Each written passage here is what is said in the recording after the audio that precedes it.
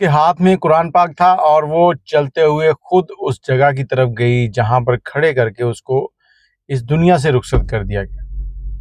السلام علیکم آپ لوگ، میں ہوں آپ کے ساتھ عدنان، اور آج آپ سے بات کریں گے ایک صبح سے ویڈیو جو ہے وہ بڑی وائرل ہو رہی ہے، جس میں دکھایا جا رہا ہے کچھ لوگ کھڑے ہیں، گاڑیاں کھڑی ہیں، ایک عورت جو ہے وہ چلتے ہوئے آگے جاتی ہے، اس کے بعد وہ گر جاتی ہے۔ اب یہ کہانی کیا ہے؟ یہ بلوچستان کے علاقے کی کہانی ہے، اور اس لڑکی کا نام شیتل ہے، جس کی عمر 24 سال ہے۔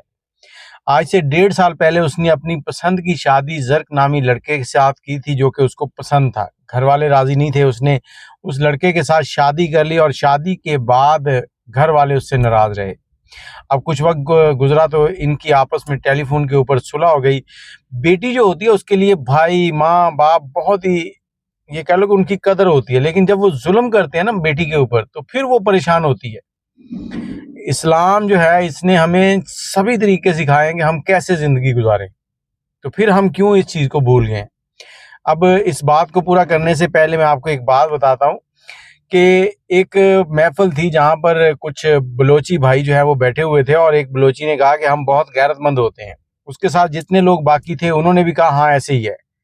تو جو مہمان تھا اس نے پوچھا کہ ہر شعور رکھنے والا انسان جو ہے وہ غیرت مند ہوتا ہے، لیکن آپ تھوڑی سی تشریح کر دیں۔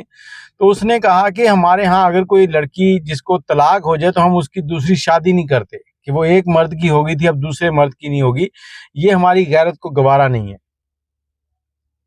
یہ کس طرح کی ان کی غیرت ہے یار۔ اور اس لڑکی کو، شیتل کو، انہوں نے، اس کے گھر والوں نے گھر بلایا دعوت کے اوپر۔ جب وہ گھر پہنچے اس کے بعد اس کو ایک گاڑی میں بٹھایا، اور 3-4 گاڑیوں کا قافلہ ہے جس کے اندر 19 لوگ سوار ہیں۔ 19 لوگوں میں سے کچھ 4 لوگ گھر کے ہوں گے، کچھ لوگ باہر کے ہوں گے۔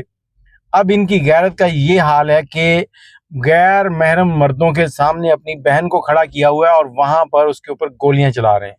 شیتل کے ہاتھ میں قرآن پاک تھا، اور اس نے کہا کہ صرف مجھے گولی مارنے کی اجازت ہے، اس کے علاوہ اگر کسی نے مجھے کوئی ہاتھ لگایا تو میں اس کے لیے بری پیش آؤں گی۔ اور جہاں پر گاڑی کو کھڑا کیا گیا وہاں پر اس گاڑیوں کے اندر 5 لوگ ایسے تھے جن کے پاس اسلحہ تھا، کپڑوں میں لپٹا ہوا، اور اترنے کے بعد شیتل نے کسی سے کوئی کلام نہیں کیا، اور سیدھی وہ اپنی اس جگہ کی طرف چلی گئی جہاں پر اسے گولی مارنی تھی، کیونکہ اس کو اس کے انجام کا پتہ تھا۔ لیکن ایک بیٹی، ایک شوہر کی بیوی اور کسی کی بہن، آج بہن باپ کے لیے، ماں کے لیے، بھائی کے لیے شاید بد دعائیں کرتی ہوئی اس دنیا سے رخصت ہو گئی، اور یہی غیرت مند بھائی اس کو گولیاں مارنے کے بعد جشن منا رہے ہوں گے۔ شرم نہیں آتی ان بغیرتوں کو؟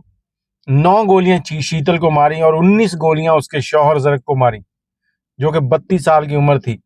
اس نے کیا گناہ کر لیا تھا؟ پسند کی شادی کی تھی نا۔ تم لوگ ان عورتوں کو اپنی خواہشات کے لیے اپنی بہن بیٹیوں کو جا کے وڈیروں کے سامنے نچاتے ہو، ان کے سامنے پیش کرتے ہو۔ اگر اس نے اپنی مرضی سے ایک شادی کر لی، نکاح کر لیا، تو اس میں کیا جرم کر دیا؟ یہ کل کا بلوچستان میں ہونے والا واقعہ بہت ہی افسوسناک ہے، اور سینکڑوں سوال کھڑے کر دیے اس نے۔ ایک میدان جس کے اندر خاموشی تھی، کوئی آواز نہیں تھی، لیکن وہاں پر اتنا شور تھا، وہ شور تھا شیتل کے سوالوں کا، جنہیں ان گونگے، بہرے، اندھے لوگوں نے نہیں سنا، جو اس کے اوپر بندوقیں تان کر کھڑے تھے۔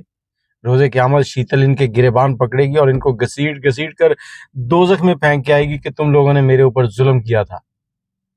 اللہ پاک ہر بہن بیٹی کی عزت کو محفوظ رکھے، اور آپ لوگوں سے بھی گزارش ہے کہ بیٹیوں کے جب بھی رشتے کرتے ہیں تو بیٹی سے اس کی رائے ضرور لیا کریں۔ جہاں آپ بیٹی کو یہ کہتے ہیں نا کہ بیٹا یہ سسرال ہی تمہارا گھر ہے، تو وہاں اپنے داماد کو بھی کہہ دیا کریں کہ یہ میری پھول جیسی بیٹی ہے، اگر تم اسے خوش نہ رکھ سکو تو اسے میرے پاس لے آنا، بجائے اس کے کہ تم اس کو مار مار کے اس دنیا سے رخصت کر دو۔ اس سے زیادہ میں اب کچھ نہیں بول پاؤں گا، کیونکہ باقی اللہ پاک سب بیٹیوں کے نصیب اچھے کرے۔ کہتے بیٹی سے ڈر نہیں لگتا، بیٹی کے نصیبوں سے ڈر لگتا ہے۔